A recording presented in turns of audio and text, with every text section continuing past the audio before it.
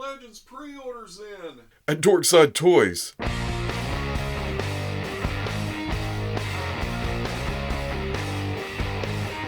Okay, people, welcome back to another Fwoosh review. Today we're taking a look at the Hasbro Star Wars... Oh, it's been a long weekend. Look at the Hasbro Marvel Legends Spider-Man Legends Stilt-Man wave. Or the Into the Spider-Verse wave with some Daredevil stuff. And yup, it's another wave of Marvel Legends. I just did the Gamerverse Joe Fix-It wave last week. That was coming in a little bit late.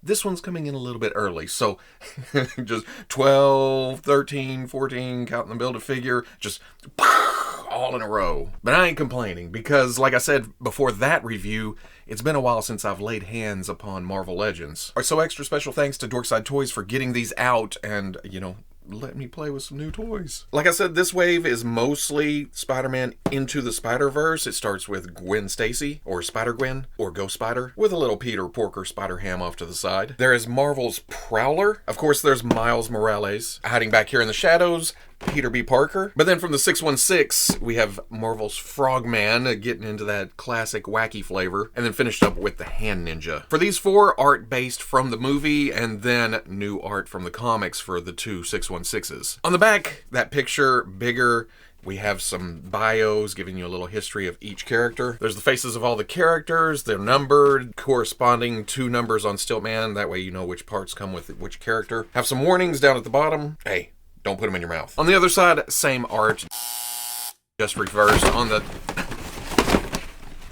I can't ever do it. On the top of the two comic characters, there's no logo, but there's the Miles Spider-Man logo on the top of the four movie characters. On the bottom, you get your warnings, you get your UPCs, but let's take a look at the Hand Ninja first. Not really a big reason why he's first. I guess maybe out of everyone in this wave, I'm the least excited about this one, which doesn't mean I'm not excited about it. It just means that, I don't know. Oh, some Build-A-Figure stilts on the backside, and I didn't know it came with a stand, but that makes sense. And a lot of love put into this figure for what is essentially a minion character, an army builder, a background guy. Looking at the body itself, it's a sculpted suit. There's lots of wrinkles, but then you get to certain parts and pieces and there's extra detail thrown in. The segmented look for the bracers, the extra texture on the belt coming down to the ties, baggy pants, nice wrinkles, the bunch up right above the boot that have some straps going around it. Nice buckles running down the side right there. Around the foot, some more detail, and then you have a ninja toe. A simulated sole, a tread pattern, but when you actually look under,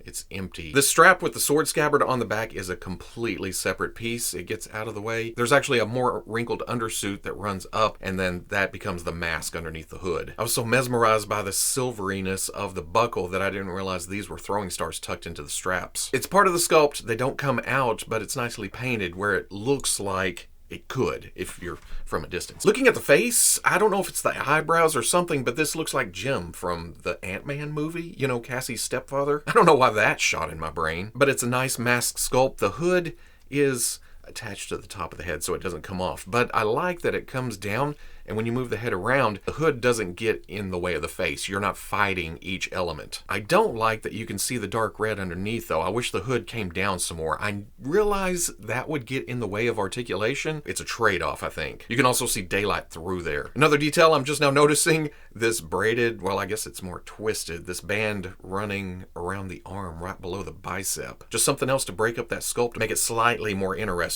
Not that this isn't interesting, you know, just add a detail. You can't gripe about that. Like I said, this is a separate piece. You can take it off. That's not a deal. And this is good if you're getting several of these and you want to make each one look different. You can have that off and have them with different weapons. But I'm taking that off to get out of the way of articulation. There is a hinge at the top of the neck going up into a ball in the head. Can look up, can look all the way down. There's some tilt right there. Swivel, very nice butterfly joint. And when you pull back, you can see that there's wrinkles sculpted in there too. So it kind of blends into the rest of the costume. What's it look like on the back? Oh, same thing. Look at the range for that. That comes out to a hinge at the shoulder that goes up past 90. Swivels around. Rotation at the bicep. Double elbow. I don't know if it's that band or they just didn't cut enough in, but it goes past 90, but it's not all the way up. Weapon holding hands, they do hinge up and down. Very nice. Swivel. For the torso, at first I thought, oh, it's just a ball joint, but then I realized below this waist piece, there is a hinge. At the top, you get some forward, some back, some tilt, some tilt. Then with that hinge below, you get more tilt. So you can crunch about right there, arc way back, and then that swivels up there. That lower piece is a bit soft. It will get out of the way of the ball going out to the hip. That comes up to there. Goes back, goes out, not quite 90, but not shabby. Swivel at the thigh, barely hidden by this lower piece. That rotates. Double knee, what is going on here? Oh, bing. That's pushing really hard though. Those wrinkles in the legs kind of force back, but swivel at the boot, hinge at the ankle, goes back, goes forward facing pin for rocker. For accessories, he comes with this sword. I'm not sure if this is a new sculpt. It feels thick and more angled than I remember on other swords like Deadpool. That thickness also helps it stay straight. This is right out of the package. And that'll go in the scabbard on the back. Ooh, there's a lock to it. That is not going to fall out, but it's also not super tight. Then the hand is easy to pry open. Sword goes in. Oh yeah, that's fantastic. But then the hand ninja also comes with two of these. The handles are black, again, a sculpt to show some kind of wrap or something around it. But then a nice silver up at the top, and that goes out to the blade. Is the left hand? Oh no, left hand is weapon holding too, but it's side to side. That's not bad though. If you don't want the weapon gripping hands, those pull out and you can put in these kind of posing hands. And that's for both sides. I wish he came with a fist of some kind or a couple of fists. I mean, this is pretty sweet, but he needs to strike too. Oh, the hand ninja is bigger than I thought. It's about 6.5 inches to the top of the hood, which is a bit bigger than the Marvel Legends Daredevil and Elektra. And then here it is with the Marvel Legends Retro Spider-Man and the Articulated Icons Red Ninja. Next up, let's open Into the Spider-Verse Gwen Stacy. Yeah, all of y'all made fun of me last review when I forgot how to open a Marvel Legends package. I've been opening too many Star Wars packages. They go through the bottom. So when I cut that and it didn't work, yep. When we originally saw this figure debuted at one of the live streams, I thought it was mostly reuse, but getting it in hand, that's not the case. At least comparing it to the comic book Spider-Gwen. I think the lower torso and hips are the same piece. The ab sculpt looks to match. Same with the arms shape-wise. Maybe the upper leg where it attaches to the hip. You get below that and it's harder to tell. I almost think the new one is thicker. It's when you get to the knees that you can tell the difference. These are pinless legs and the knee is flat on top and bottom, whereas the old one has kind of a curve to them. And then below that, again, it's hard to tell until you get down to the shoes. These wraps are actually sculpted on and it makes the foot slightly thick. I like the thinness of the originals, but this isn't bad. It's not terrible. When you get away from that and look at the figure on its own, they don't seem as big. And then they changed the upper torso. The chest is not nearly as defined. This is more that animated style. For me, the biggie is the matte black. The costume is also a brighter white than the original, or maybe it's matte white too. I feel like you can see better detail. You see the overall figure better. Here, you're looking at the glare shining back at you. Little paint smudge right there, but you can't see it back here. And it's also pretty clean on the back. Well, it misses slightly there. The inside of the arms have this pinkish webbing design that is just a nice little accent. It doesn't catch your eye until you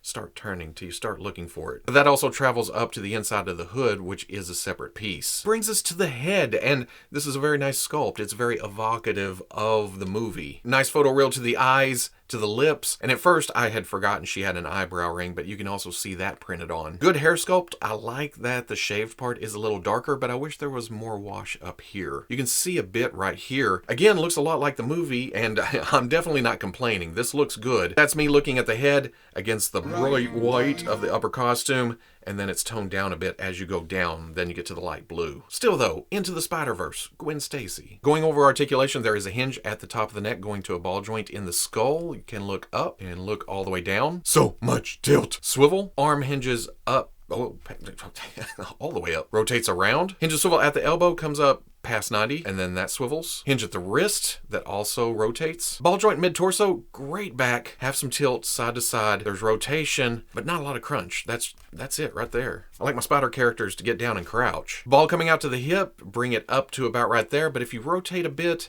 you can get just a few more degrees. Back, not a lot. And then out, it's okay. The ball coming out to the hip, you can rotate the leg on that, but then there's also a swivel below. Double knee, way smoother than I expected, but can't quite, well, you can kick all the way back to there. Kicking in the back. Swivel mid-calf. Ankle hinges all the way back. Forward, and then forward-facing pin for rocker. For accessories, Gwen comes with 2 fists. Those easily pull out. And then you can plug in the alternate thwipping hands. And that's it. I wish there was some wall-crawling hands. Maybe a web line holding hand for some swinging. Thwip's okay, but we need more options when it comes to spider people. And then the head pops off. You can pull off the down hood piece and comes with a head with the hood up. It doesn't act like it's popping. It's just kind of pushing on. Oh, that is super tight. It doesn't really turn. I'm afraid I'm going to twist the ball off, which is too bad because I love the look of this. Here, the hood doesn't seem to be attached to the head, so I can push it down to where it looks like it's part of the costume. I like how this is executed more than the Hand Ninja. You can still see daylight, but I like the overall look way better. I even like it better than the old comic version. Yeah, I don't know about that. That's a pop. That lets me know the head is still on there, but it moves around fine side to side. She also has a great neutral stance. Gwen stands at about 5 3/4 inches tall, which is actually taller than the Marvel Legends 616 Spider-Gwen. But then here's the amazing Yamaguchi version with a third-party head. And this line is not meant to stand in neutral stance. Looks fantastic in action poses though. But she is about the same height as the Venomized Gwen. And I nearly forgot about Spider-Ham, so he's gonna get his own little section here. It's a nice representation of what we saw in the movie. It's that big-headed look. I've always been enamored with the way they have worked the Spider-Man logo into his snout. But that was before the movie, in the comics way back when. The web lines are sculpted into the head and into the body. I wish there was a slight bit of paint in there to bring those out, but you put those in regular light, it's not going to be too bad. He even has a curly Q tail sticking out. The spider on the back is also a raised sculpt piece, but other than that, this is essentially a statue with a ball joint at the neck. Can look up, can look down, got some tilt. Just a nice neck hula hoop. Mine is tearing up slightly right there though. But because of his height and how he'll stand on the shelf, I'll never see that again. Spider-Ham stands about 2 9/16 to the top of his ears. And I know this is weird. This is the 616 Marvel Legends head on a Nendoroid movie Spider-Man body. And I can't find that body that Hasbro used under this head. But here's a Peter Porker comparison. And then here's his height next to Gwen Stacy from this wave. Next up, we've got Peter B. Parker. This one and Miles were the ones that got me excited about this wave coming out. Well, as we saw, Gwen's pretty close too, and Prowler's no slouch, but when it comes to Peter and Miles, they just, yeah, we're gonna look at it, but I feel like they nailed it. There I go again, reviewing figures before I even get them out of the package. Oh, and Hasbro, you did good. The figure perfectly captures the feel and proportions of Peter B. Parker from the movie, but because of plastic and some things, it is a bit restrictive. But that doesn't even matter because it looks so good. We have the green jacket on the outside, the sleeves with the wrinkles running all the way down. The body part of the jacket is, oh man, look at the sculpt here. The pockets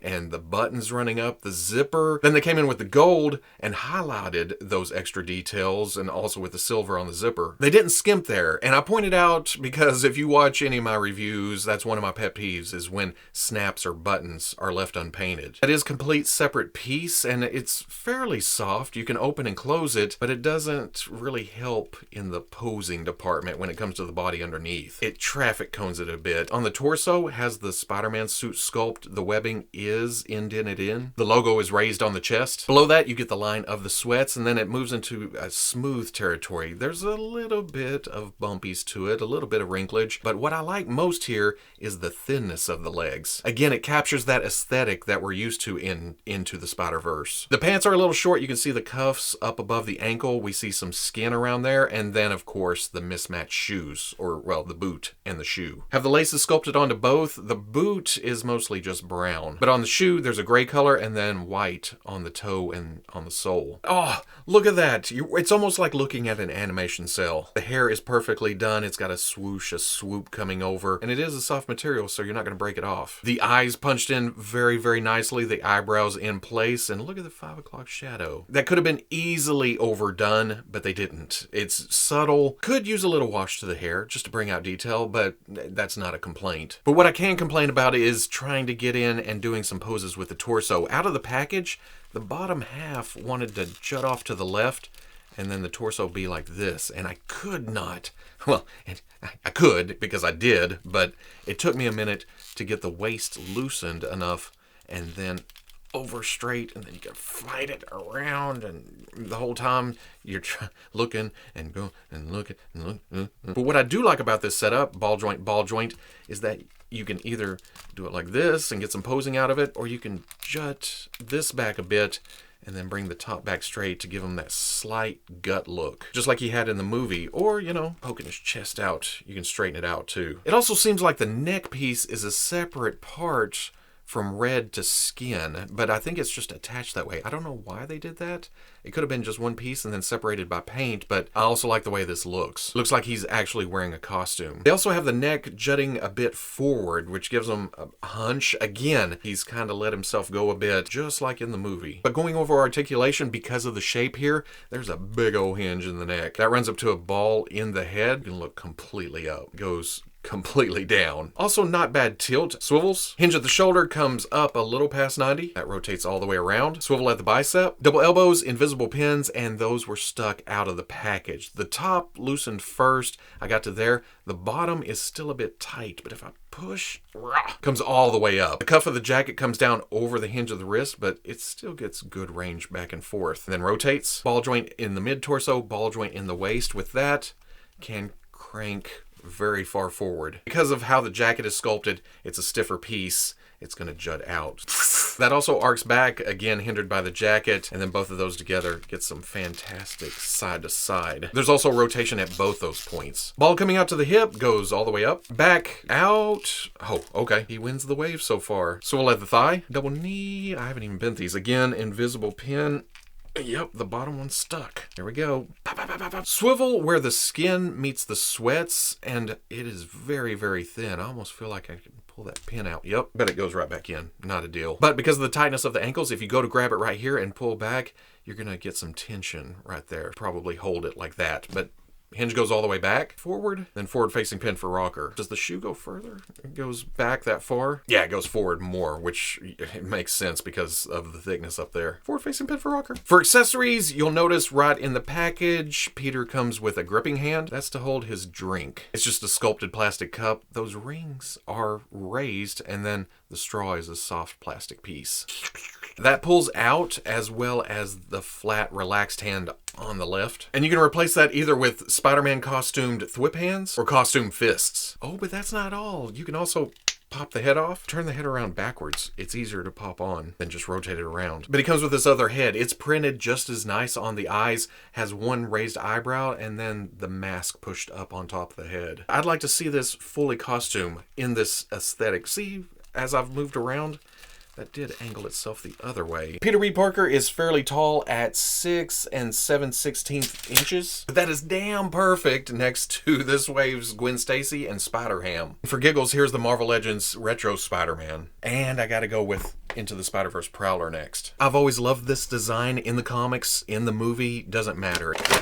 I usually hate the cape sticking through the packaging, but that's not too bad. And while I like this, this does skew the furthest away from the movie design. And I guess it's because of the reuse involved. The Shatterstar upper body, and I think the legs, at least to the knee. Below that, I think this kind of wrinkle sculpt where it bags around the top of the boot, I think that may be new. But then the boots are new. It's got this tech detail going around the top, and the gloves are new with the metal coming around on the back, the rivets, the studs, then these cylinders. Again, one of those design elements that I like from the comics that brings it into the metal realm, which makes me like it even more. You put some gunmetal on something, and I'm there. But even more than that, the black on the inside and these pink accents on both, that just stands out nicely. But it doesn't look out of place. The purple logo on the chest, it does have some places where you can see through to the color underneath, and that matches the head. The purple on here, the purple on the inside of the cape. The cape has the wraparound neck with 3 prongs sticking up above it, and then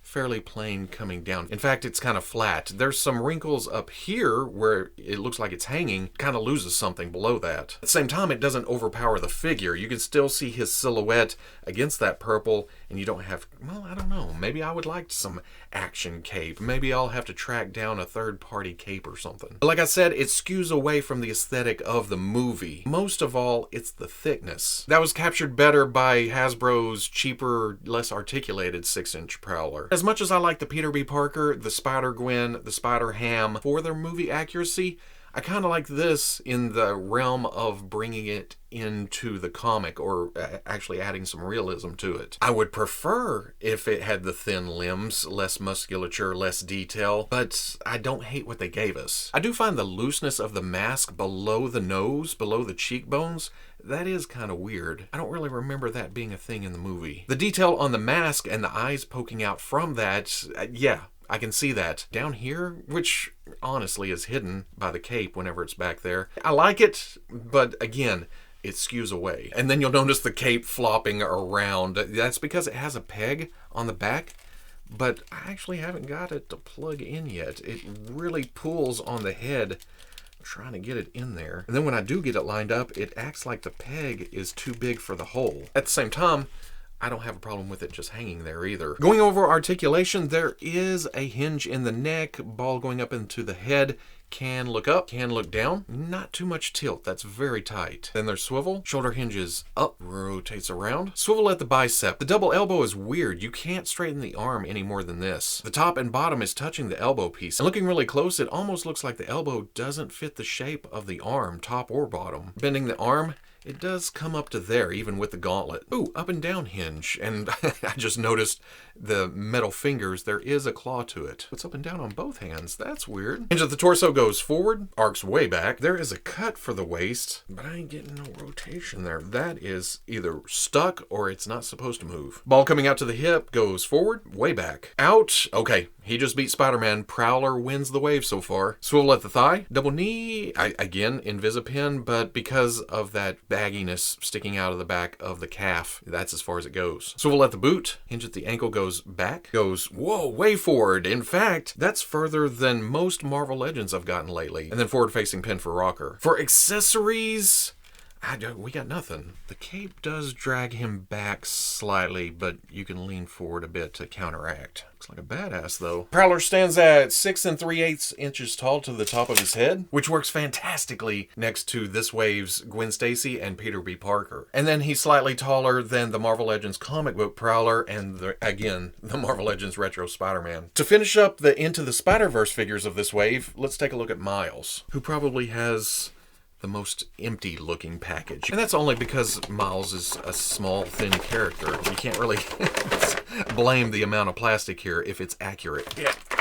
Ouch. And as much as the Prowler skewed away from the look of the movie, Miles brings it all the way back. And putting this out up front before taking a closer look, this is the most fun figure of the wave so far. At least when it comes to playing and posing. Again, we have some detail to the jacket, some wrinkles on the sleeves, but Hasbro went above and beyond here by making the outer jacket and then the inner hoodie two separate pieces. The hood comes up and over and then pegs into the back of the jacket so you can't separate them, but because it's two separate pieces, there's a realism to it. And again, I know we're talking about a cartoon. Because of how it moves and how it kind of flows, I love it. Hasbro could have made this one piece all the way around and then painted the red on top and the red underneath and poking out here, but I feel like this is way better. It may be more expensive. Well, I don't know how that works. Factory paint apps compared to two separate pieces. All that said, I'm glad they went this direction with it. But then underneath that, you get the Spider-Man suit. This is a damn thin torso. There is a texture to the suit, and then the webs are sculpted on top of that, not like Peter B. Parker. Same thing on the gloves, a little texture, a little spider web. His logo is nicely painted on. Again, you could see a little bit of black through in places, but because of how this was applied in the movie,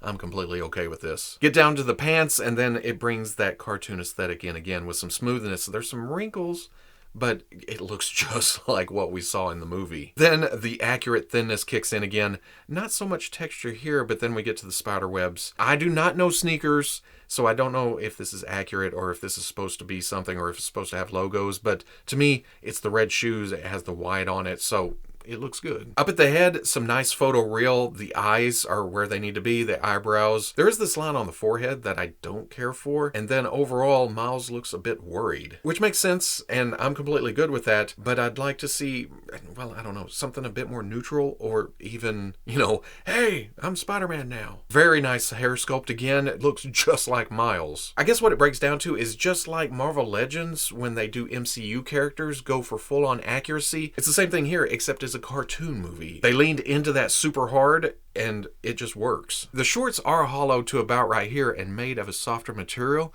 but I noticed a minute ago when I bent the leg, well, it's not showing now, brought the left leg up and bent it all the way, and spoiler, he can kick his own ass, but when I brought it back down, it was pinching a little, though it is on the back, so even if it does a little bit of damage, I'll never see it. Just pointing that out, letting you know. Going over articulation, there is actually a dumbbell joint here. Ball joint at the bottom, stick going up to a ball joint in the head. Can look up, can look down, but like the retro Spider-Man, you get kind of a gap, but I don't mind it too much here. Super amount of tilt. I mean, this is import levels of tilt. Swivels, hinge at the shoulder goes up a little past 90, rotates all the way around. I don't know why they opted for a hinge and swivel here. Did double knees on a thinner piece of plastic. Maybe it would break up the sleeve too much, or because of the length of the arm, it would run into the peg coming from the shoulder, something. But it does hinge past 90, and then that swivels. Hinge at the wrist, rotation. There's a hinge mid-torso that goes forward, back just a bit, but then there's a ball joint at the waist that goes forward too, so together, all the way. And because of the range in the head, can still look forward. Yeah. That also leans way back, and then you get some tilt out of it. Hula hoo! Ball comes out to the hip, goes forward, goes back, goes out, not quite as much as Prowler. No break for a swivel in the thigh. It's actually where this part of the leg attaches inside the shorts. So you get rotation there. Double knee.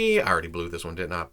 Swivel at the shoe. But again, because of the thinness, if you just go cranking on the ankle, you're going to put some tension on that. So push here or grab here, and the ankle hinges all the way back, hinges forward, forward-facing pin for some rocker. For accessories, Miles comes with a thwipping hand and a fist, and then he also comes with the opposites of that, a left thwip and a right fist. Easy enough to just pull out, and you put the other one in. Not a problem. There's also an alternate head, which means you can pull this off, but it's odd because the dumbbell comes out with the head. When I first did that, I thought, oh no, now I have to try to pull it out of there, put it back in, but the masked head also comes with a dumbbell in it. I don't know why they did it that way, but hey, if it works, it works. And that looks great too. The black to the spider costume, the raised webs, the white, the red, it's just all nicely done. I really, really love this design and the contrasts and how it all works together. And like I said, the most fun because you can crank this over, you can have him looking completely up, the arm, the leg coming up to there. He's the most spider-like of this wave.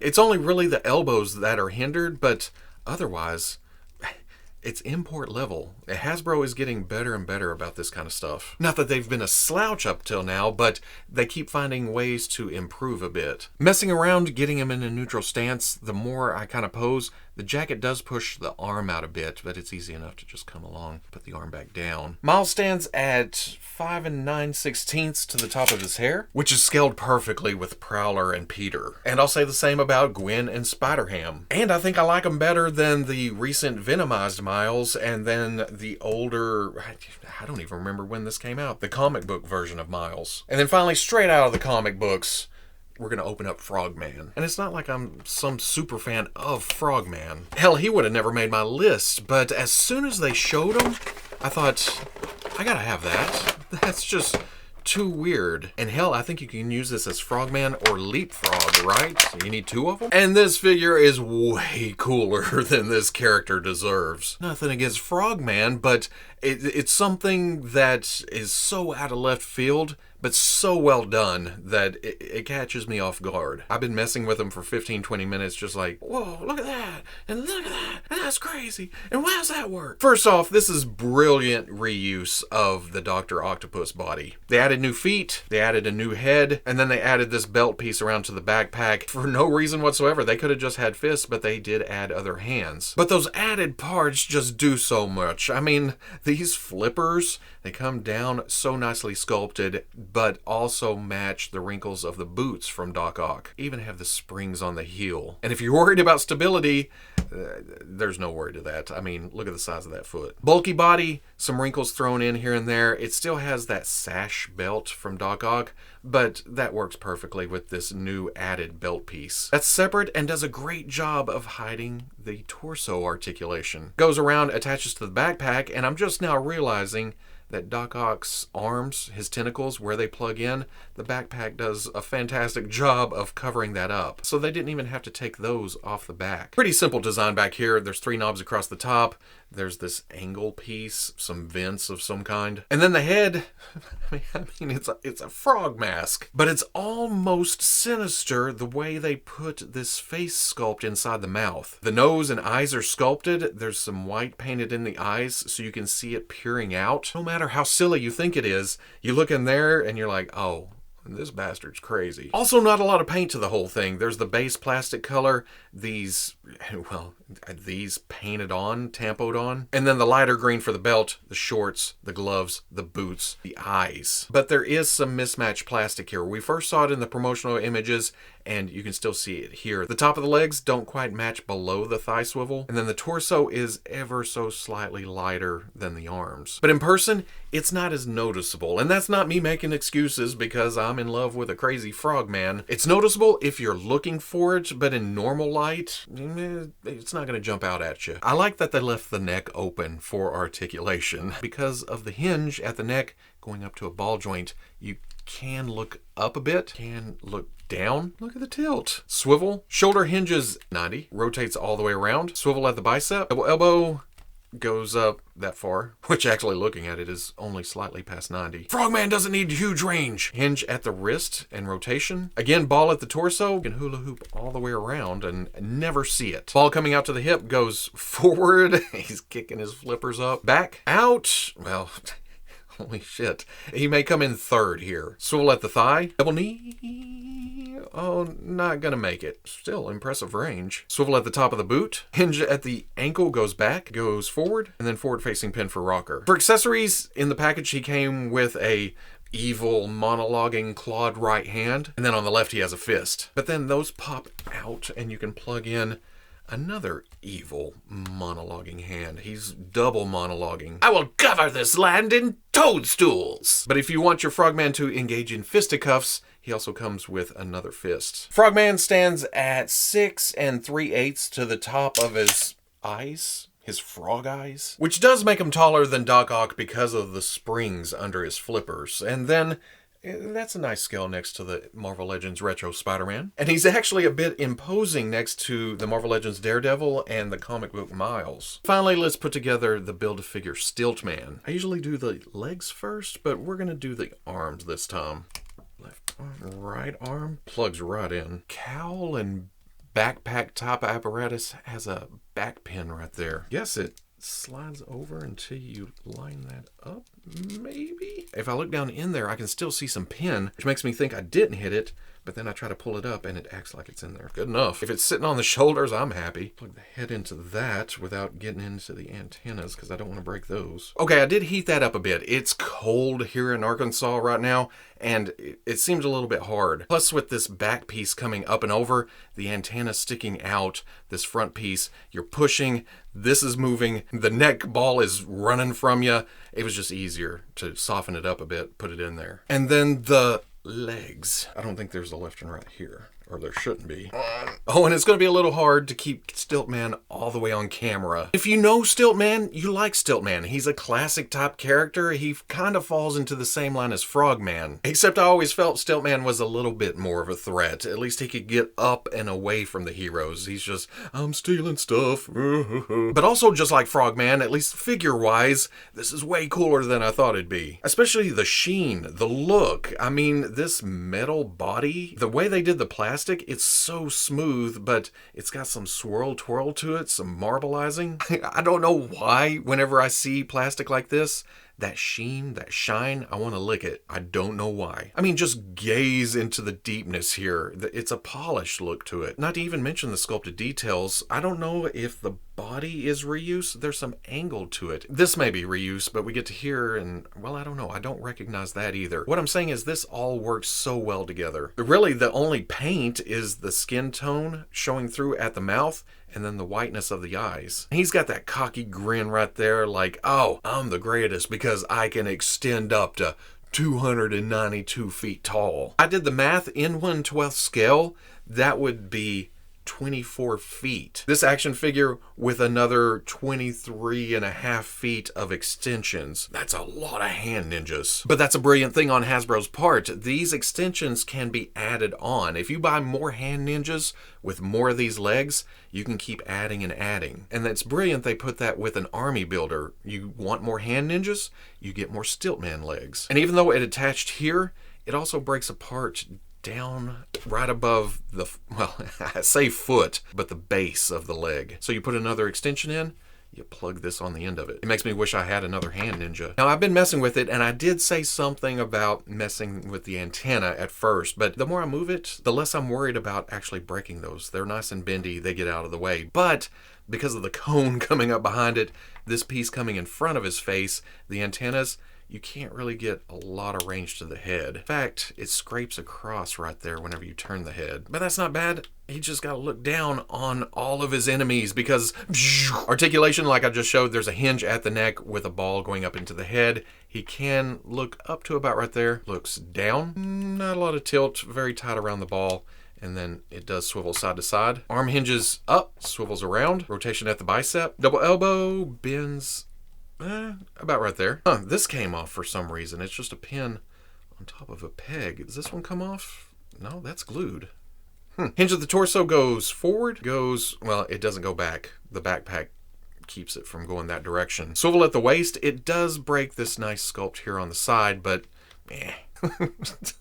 we get to the legs. The ball comes out to the hip, does kick forward, back a little bit, out. Oh, still doesn't win the wave, but that's not bad. Swivel where the leg attaches right there. There's also a swivel right where it breaks down here. And then there's actually a hinge at the base, side to side, or if you turn that, it goes forward and back. For accessories, Stilt-Man comes with this pistol. I don't remember where we first saw this, but this is reused from something else. It's a nice sci-fi type gun that goes with the look of Stilt-Man. And then he comes with a briefcase. You have some latches, you have a handle, and I think they said it opens up, and inside there's some realistic looking $100 bill stacks. Oh, and it's a separate piece. It comes out. Stilt-Man comes with 2 trigger finger hands, but the trigger fingers aren't actual separate fingers. And on top of that, they are a little stiff, but you can wedge the gun in there. That looks pretty good. Same thing for the briefcase. Just find that sweet spot, get it in there, and he's carrying that along. I'm heading to the office, honey. But if you want your Stilt-Man to fight, there is also a set of fists. This being a Build-A-Figure, I didn't expect this many accessories, especially swappable hands, but they may be making up for it being, at least the base body, being a standard sized action figure in the Marvel Legends line. And that looks tough. Yeah, I'm good with this. That's the sound of extensions. Trying to stand it, it is a bit top heavy. So even if you get it balanced, it wants to try to lean. Oh, see, there you go. Definitely got to bring a stand in. But awesomely enough, foot pins in the bottom. It comes with this stand. All you have to do is plug it in. Bam! Now he can stand. Not bad at all. Height-wise, with just one set of extensions from one hand ninja, it is about 11.5 inches tall to the top of the cowl, which is still pretty impressive over the Marvel Legends Daredevil and Spider-Man. Maybe this angle will look better. There you go. Ooh. I guess my only thing is I wish it had knees. It would be slightly more dynamic like that. You could put some running or walking poses. So at the end of the day, a fantastic set. There's something to like about each and every one of these, especially if you're a fan of Into the Spider-Verse or classic wacky characters. And you're seeing my movie magic here.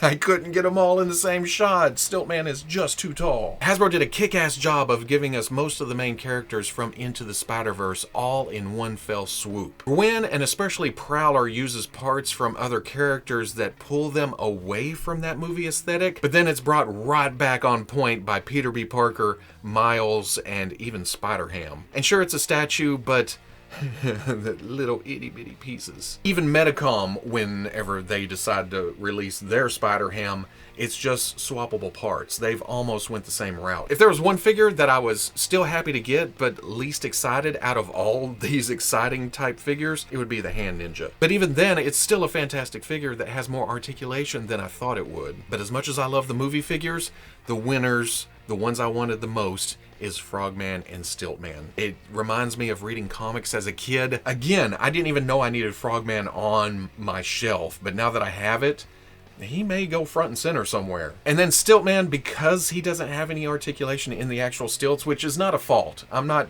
complaining about that, but it will make it hard to display in a regular shelf unit or however you do your stuff. You have your figures across and then it's going to go Stilt-Man. But there are worse problems to have as a collector. Again, special thanks to Dorkside Toys for sending these out. If you're looking for Marvel Legends, looking for Star Wars, looking to put in some pre-orders, head over there.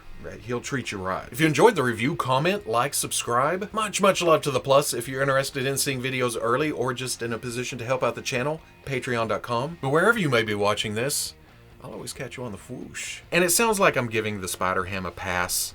If we could get an articulated figure... Oh, wait, how about this? Make it a bendy figure, where we can at least get some poses or something out of it. That would be sufficient, right? I guess?